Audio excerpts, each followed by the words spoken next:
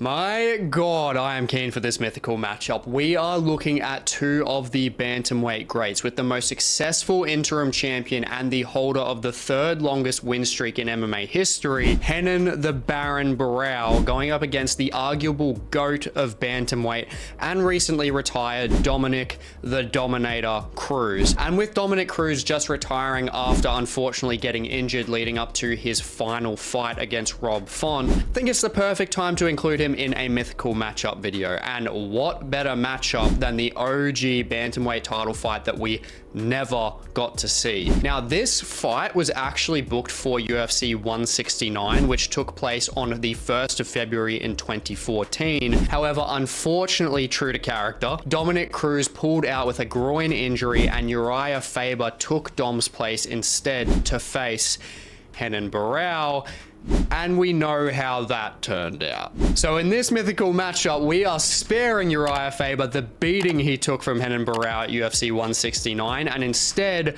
are replacing him with an injury-free Dominick Cruz into the most anticipated 135-pound title fight of its era that it was originally supposed to be at UFC 169. Leading up to UFC 169 being the arguable peak for both fighters, especially for Renan Barao, there are career accolades everywhere for the two of these guys, as aside from TJ Dillashaw coming in 3 months later to change the course of the entire division, these two were literally annihilating everyone in bantamweight with ease. Renan Barao looked borderline unstoppable up to this point, being the undisputed bantamweight champion, as Dominick Cruz had to relinquish the belt due to an insane string of injuries, but as we all know, he was never actually dethroned. And Dominick Cruz was never dethroned for a very clear reason. As the nickname suggested, up until this point, the guy dominated everyone he faced. He only had one loss in his career in this time period, getting submitted by Urijah Faber back in the WEC days with a mounted guillotine back in 2007. But from that point onwards, Cruz went on a 10-fight win streak, winning the WEC title over Brian Bowles via TKO, and then defended his WEC title against Joseph Benavidez and Scott Jorgensen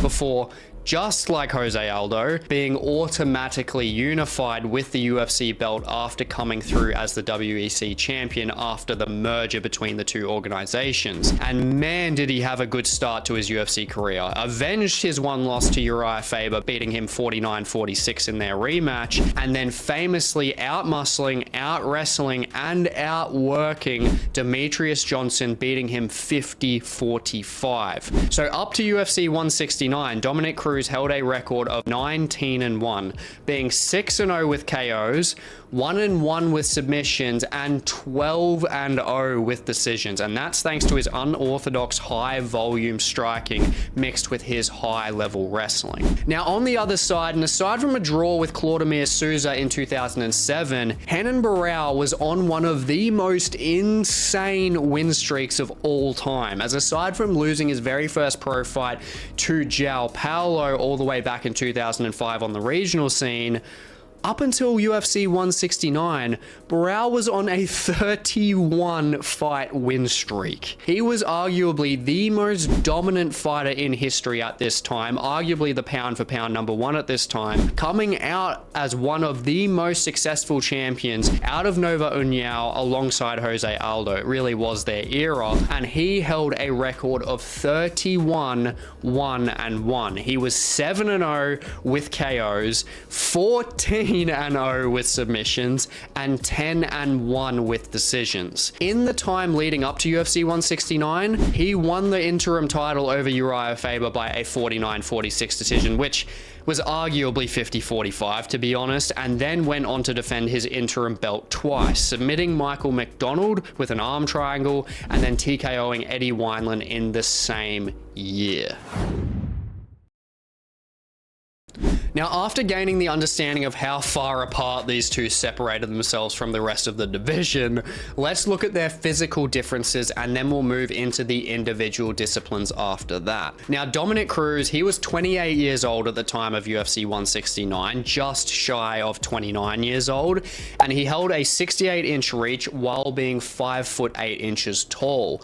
Now, Renan Barao on the other side, he had just turned 27, literally the day before the event, and was a bit shorter at 5 foot 6 inches, but had held a 70.5 inch reach, which was 2.5 inches more than Cruz, which might not sound like a lot, but between their striking styles and how they clash, it's definitely a positive for Barao with those straight strikes he does have. And not only that, being shorter with the lower center of gravity in the lower base, it assisted him with his takedown defense, which is vital against a guy like Dominick Cruz. So age doesn't play a factor as they are practically the same age and both of them have good caliber of opposition under their belts through their records.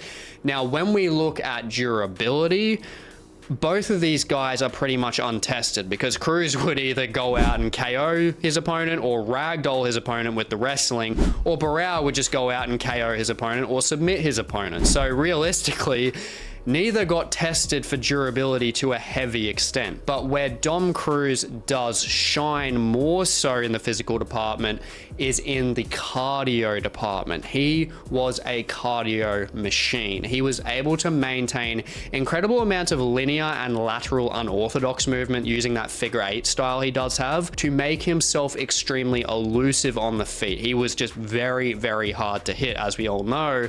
But while offensively mixing in very strong takedowns like blast doubles and suplexes deeper into fights. Now, Cruz even broke his nose against Joseph Benavidez in their 5-round WEC fight and did not slow down. Whereas with Barao, he does have good stamina, but he only exerts himself in the striking. He doesn't use a heavy wrestling base. And against Faber in his first fight that actually went 5 rounds, his movement cut down considerably in those championship rounds. But one of the biggest concerns in a matchup physically is pre-existing injuries, and we're looking at Dominick Cruz specifically. So a big tell when it comes to injury is seeing how Cruz came back against Takeya Mizugaki, which was the fight he took 6 to 7 months after UFC 169 took place. And after having 2 significant knee injuries since 2011, blowing his ACL out twice, he looked the best he had ever looked in that fight. He slipped basically every shot,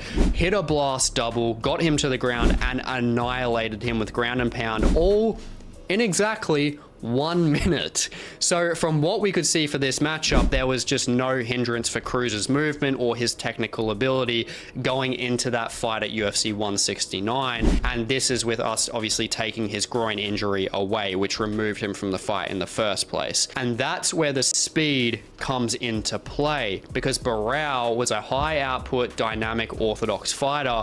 But compared to Dom Cruz, he fights at a more of a controlled, composed pace, especially comparing that movement with Dom Cruz having that switch stance style. So we can clearly see that Cruz is the faster fighter with the hand speed and especially with the movement, and Barao is the physically dense and stronger fighter of the two with the stronger overall finishing threat. Now, both of these guys shine in all MMA disciplines. However, the striking is the most competitive of the three. Now, looking at Dominick Cruz, he is one of the most unique puzzles in MMA history when it comes to his striking as a whole to try and solve. Now, he may not be like the most powerful striker, not having the one-hit KO power, but he's able to throw lunging, looping strikes from very strange angles that are offbeat, and he has the beautiful timing on his uppercuts and flying knees on a linear axis. So he has the lateral and the linear axis down pat, and he also mixes kicks at different targets, whether it be the head, the body, or the legs to end off those combinations.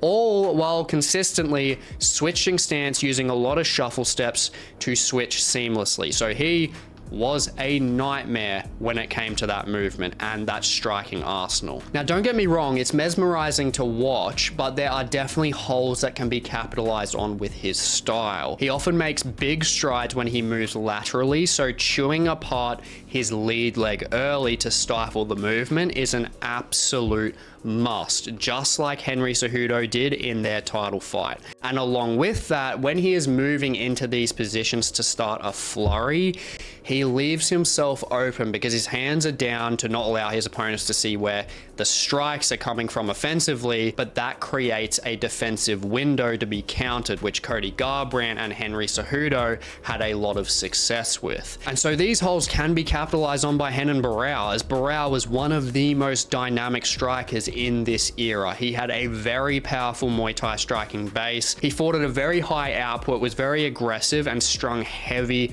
combinations together, and utilized a very diverse arsenal of kicks, ranging from teeps, leg kicks, which he chewed up Urijah Faber's leg badly, that lead leg badly in their first fight, which translating to this is crucial against Dom Cruz and his movement. And he also used roundhouse kicks very well at all ranges and spinning back kicks. And along with this, he was very physically strong in the clinch. He used very nice knees up the middle. So looking at him ultimately at close range or on a straight line, Renan Barao has a significant advantage. And another con, which is by far the biggest, that I want to outline for Dominick Cruz, which is almost completely specific against Renan Barao, is that he always had a strong knack of moving his head very far off to the right to get off the center line after a combination that he's thrown, which he has been tagged by decent counter strikers seeing that rhythm, like Joseph Benavidez, Cody Garbrandt, and especially Marlon Vera. That finished to a T. And why I say it's specific more so for Renan Barao is because of the spinning heel kick he throws. He throws off his left side, which he swings into the right side of the opponent, which we saw him use against Michael McDonald and Eddie Wineland especially. So with Dom Cruz having his hands low and shifting to the right side, and then him eating a heel kick with perfect technique on it, that's the easiest way for Dominick Cruz to get folded like an absolute lawn chair in this matchup. But in terms of pure boxing itself and being at that range, Dom Cruz has the advantage here, with his ability to find angles a lot better and switch his stance to catch Barao while he's on the center line. And that's the major con for Barao here. It's the bloody linear center line only striking he has. He's an absolute killer if his opponent is right in front of him, as he has super stiff power in his boxing and just runs his opponents down with his blitzes. But Dom Cruz is not letting that happen. No chance. Cruz is literally allergic to the center line. And a further issue is the reason why Barao gets a lot of that power is because he's flat-footed most of the time, which is great for the power, but it exacerbates the con of his movement in contrast to Cruz's on the feet. And that's definitely where Barao can be tagged, which we saw against Michael McDonald and of course TJ Dillashaw. So ultimately they are both super dangerous and entertaining on the feet.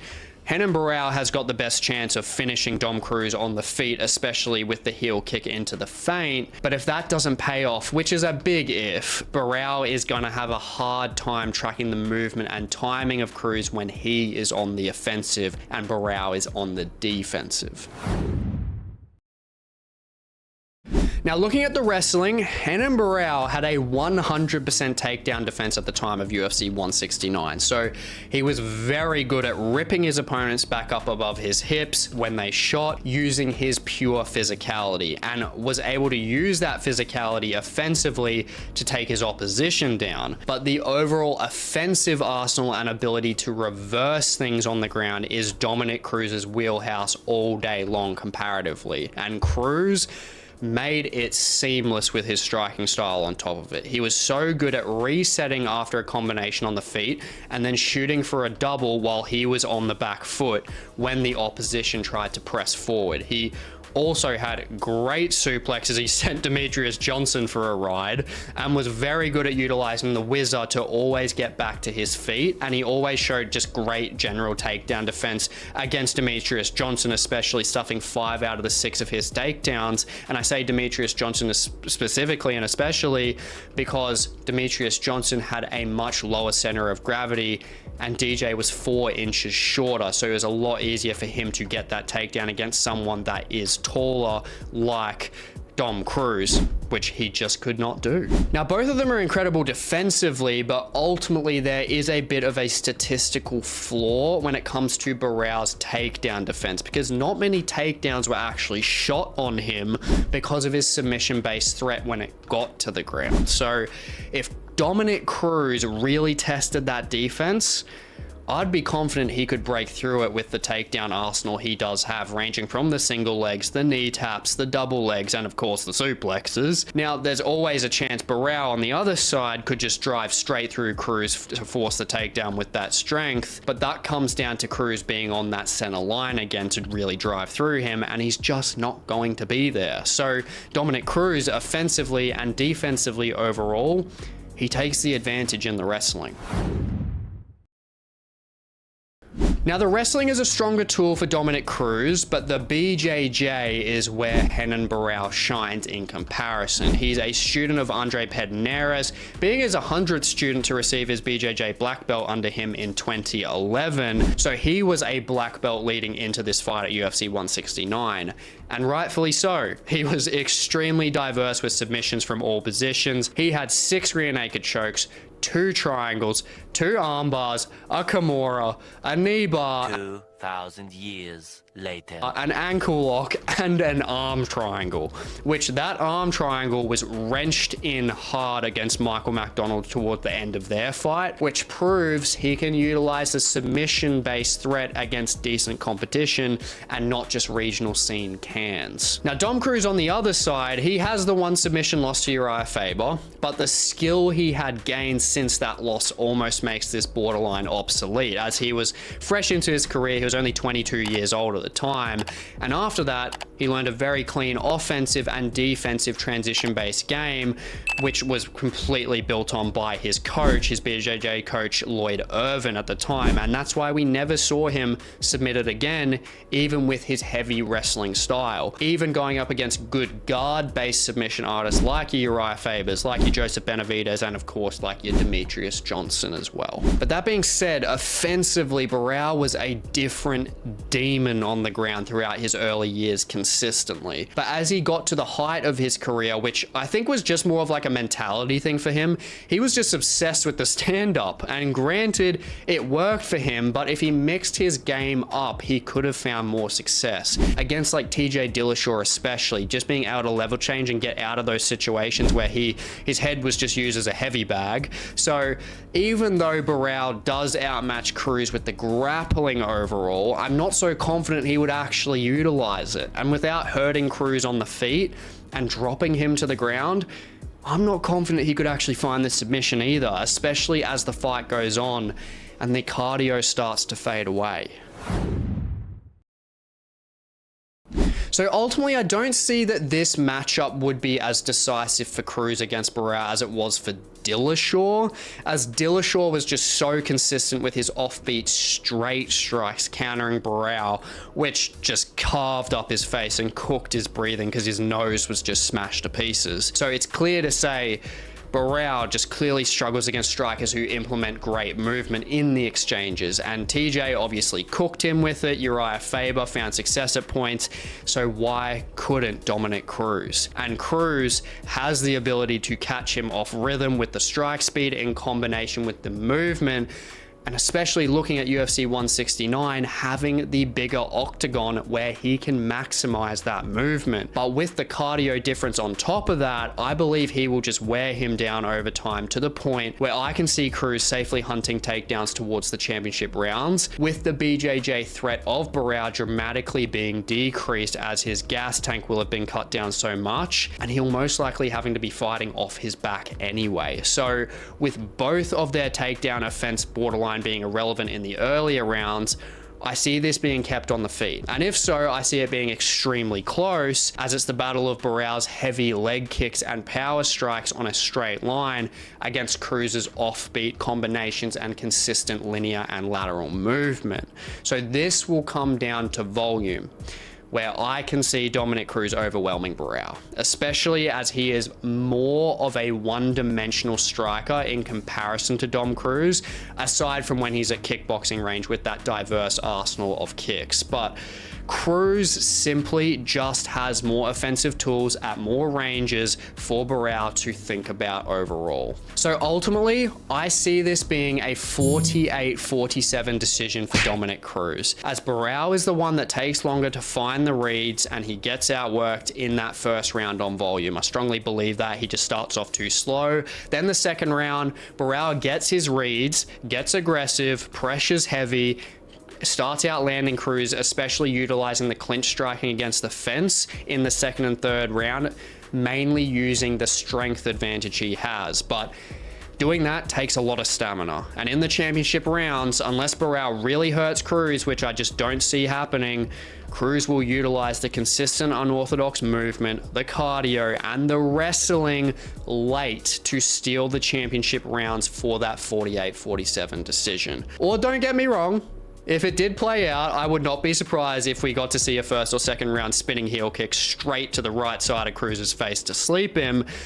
But one technique versus their entire games and the entire analysis as a whole over 25 minutes, Dominick Cruz takes this one. And ultimately, if Dom Cruz never got injured, I don't think there would be much of an argument at the moment for who would be the bantamweight GOAT. Having those 3 odd years off, and now with his career officially ending, he had a total of just over 10 years worth of injury time in his career.